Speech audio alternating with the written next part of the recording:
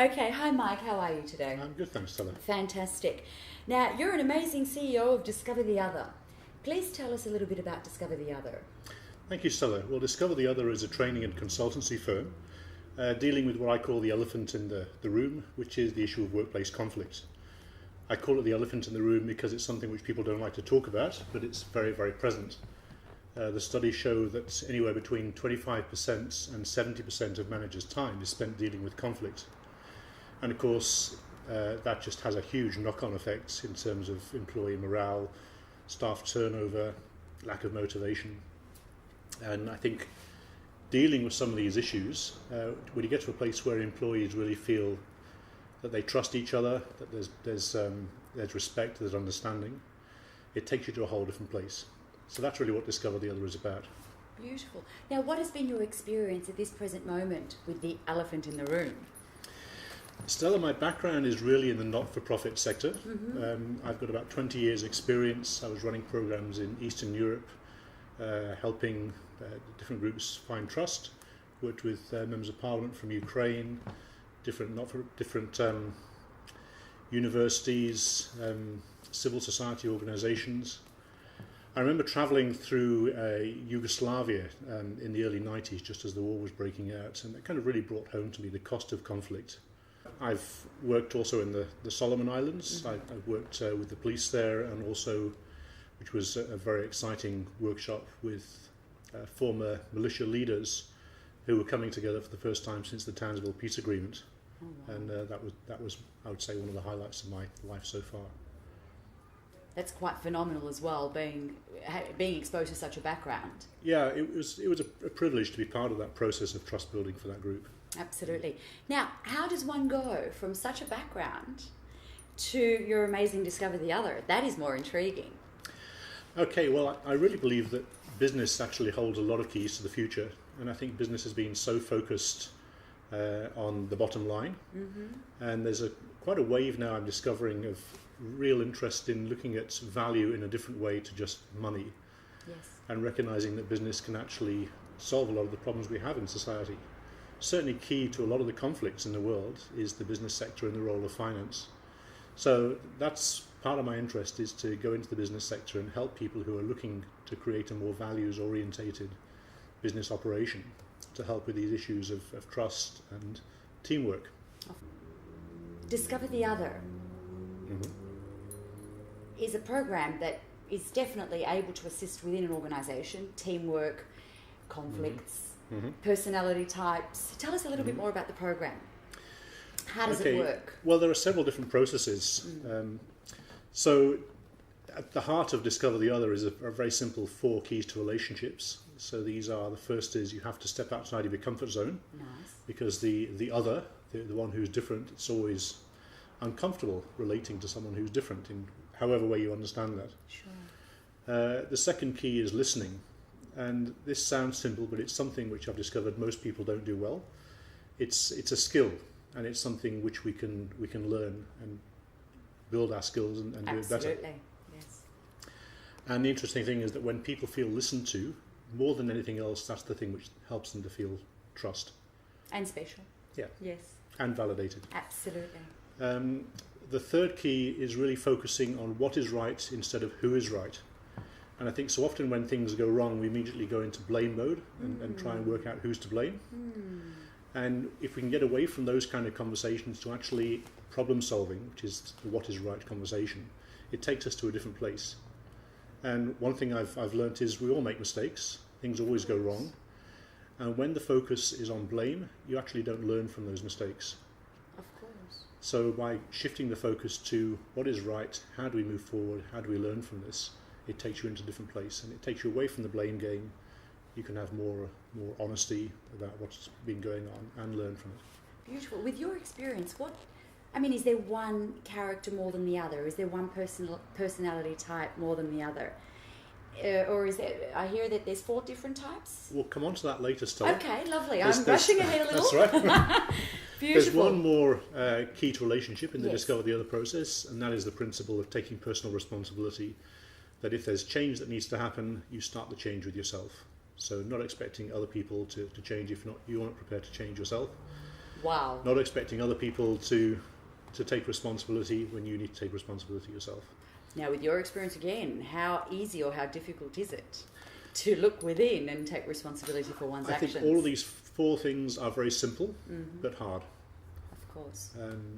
So it's a lifetime's skill, really, developing competencies in these 4 areas. Explain to us, expose to us about Discover the Other, how the name came about, your inspirations. There's quite a few. Well, the name came about really... I'd been working on these programs in Eastern Europe in the 1990s, and I felt it was time for me to move on.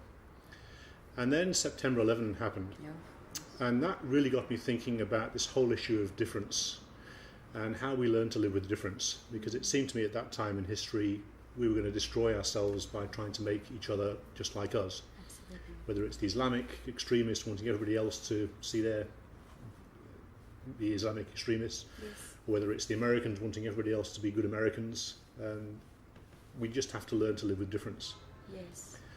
And the name actually came, there was a very great American rabbi called Mark Gopin.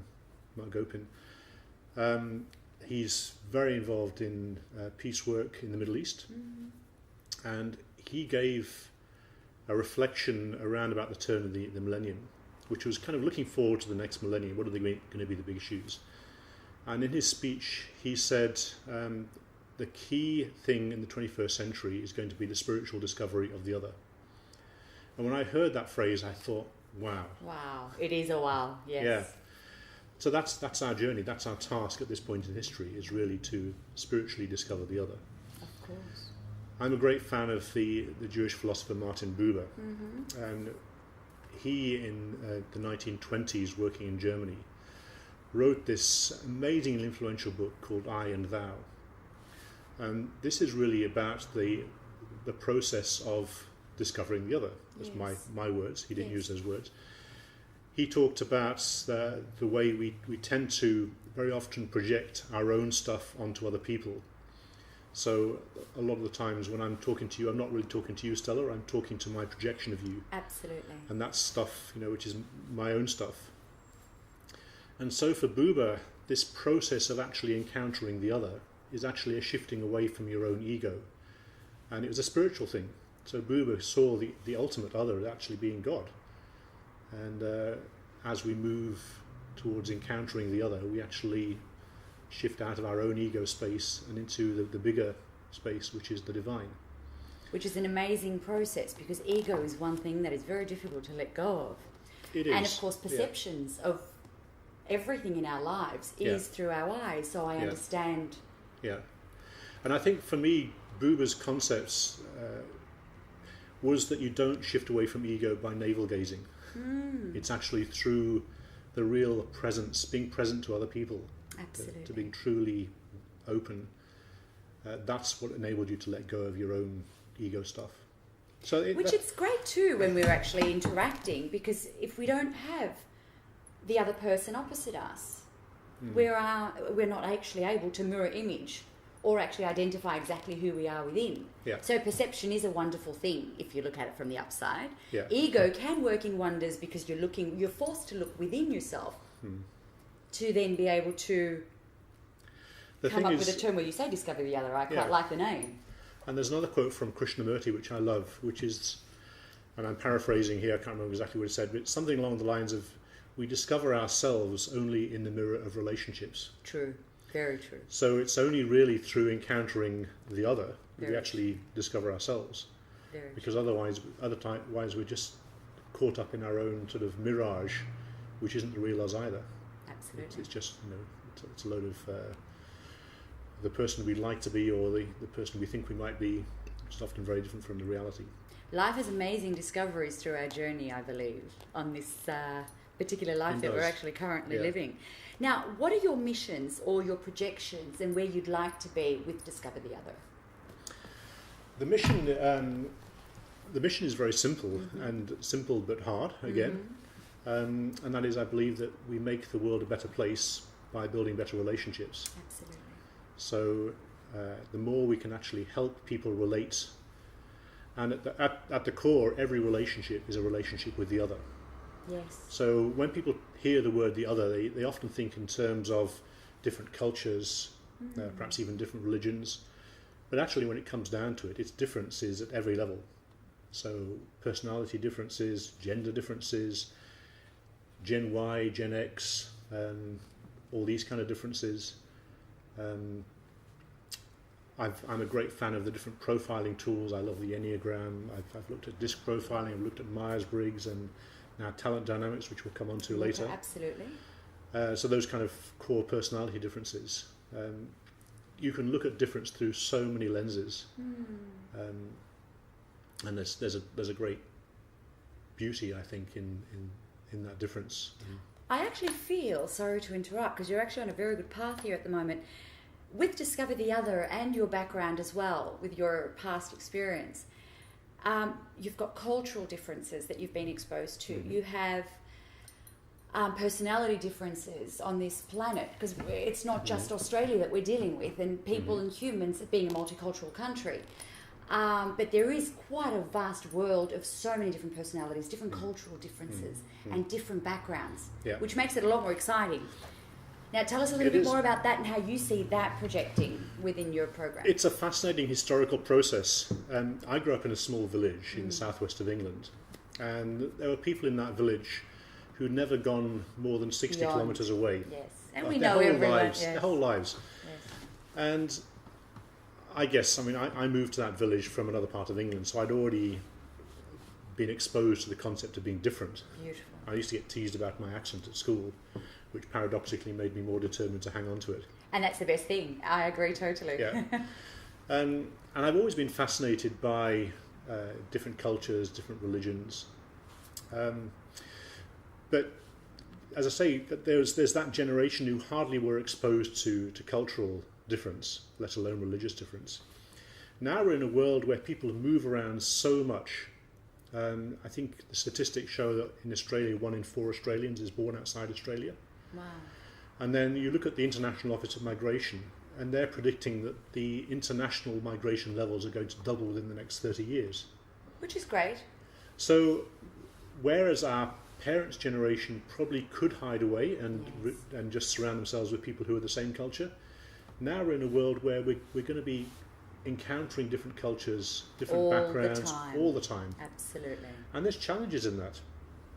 And I've heard of an engineering company here in Melbourne, for example, where they have a lot of immigrants from India, and there's issues there. There's the kind of stereotypical complaints about the smell of curry in the canteen. Of course. But then there's also, you've got people who are not used to Western toilets. Yes, and, that's true. And squat on the toilets. That's right. Sorry to be a bit graphic here. But that is exactly what it is, exactly. So it's not necessarily just the philosophical issues, it's a lot of these actual practical differences. And then how do you deal with those things? Cultural awarenesses. It's partly cultural awareness, it's partly training, it's partly creating a culture where you can actually have an open conversation without fear of treading on each other's toes or getting precious about stuff. I could even say, Mike, sorry to interrupt you, but even within our own land, if we say Australia or England or Greece, whoever it comes from, if someone's never left their village, that's all they know.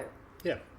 So when someone different comes along of the like-minded culture, nationality, village fellow, member, imagine what happens when there's a cultural difference, when there's a different nationality that takes place, a different religion, and especially in countries where now globalization is becoming as it is, countries like Australia and America and England, to name the few, are so primarily exposed to so many different cultures. So if we're open enough, I would say, and we've actually got that little understanding, I say little, where it's not only what's within, but there are fellow people around us that we are living the world that we're living in now. Yeah. We must appreciate, we must open up, we must embrace. Yeah. So that's what makes it more intriguing with what you're actually doing here, and it's fascinating. Yeah. And Australia, I think, does pretty well on the whole in multiculturalism, and Melbourne in particular. You could, in many ways, say Melbourne is a model for the rest of the world on multiculturalism. Culturally, absolutely. And case in points, now we've got these riots going on in Sydney over this this idiot book in America attacking the Prophet Muhammad. Yes. Here in Melbourne, we've got a fantastic Muslim community leadership who are basically talking with the police, and we don't see those kind of ugly incidents that we see in other parts of Australia. Absolutely.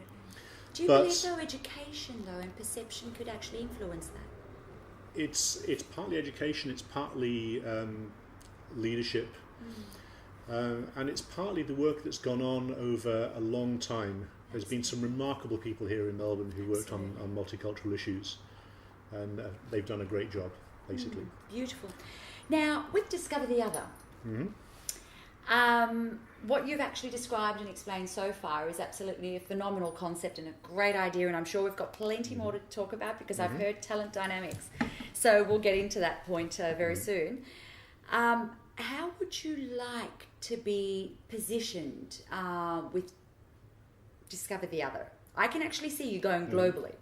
It's not something that I can see you just in Australia or just in England. Thank you, Stella. I'm actually seeing it globally because it's actually something that, being a traveller as well and being exposed and living in different countries, I have actually come across, like yourself, different people, different cultures, different personalities. Personalities is the beauty. But that's not where we stop, because there is such an umbrella of different people on this planet. And the Discover the Other, I believe, will be quite powerful. I've always believed that Australia has something very, very important to share with the world about these issues, and Melbourne in particular. Yes. So yeah, I'd love to see it global. Yes. But let's get started from Melbourne. Let's get it started in Melbourne. Absolutely. I think that one of the interesting things for me is the links between appreciation of diversity and productivity and teamwork. Yes. I mentioned earlier on about the conflict issues, which is a big issue in the workplace. We know that from countless studies. Part of it is the cultural complexity, you might say, which come in, and part of it is just human nature to be difficult. Yeah, to put it simply. That's true.